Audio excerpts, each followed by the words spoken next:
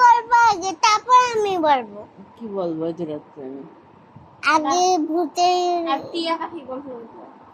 ওই শিয়াল না, এগুলো বলবো না, এগুলো শুনবো না আমি।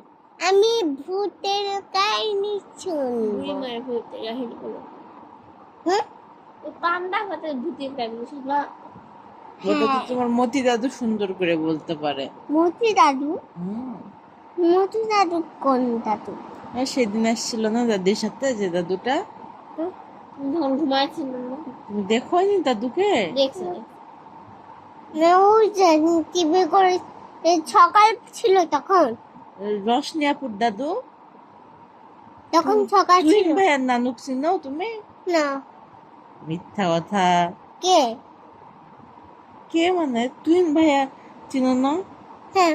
তুই নানুকে চিনো না? না হুম। না।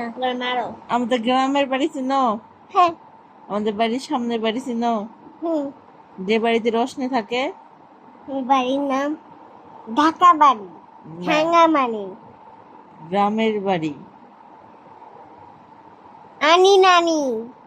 রোগন চাকরি ছাড়ছে। জানি না এখন পর্যন্ত। হ্যাঁ, দিলে সে চাকরি করবে কি? I don't know. আচ্ছা, আপনি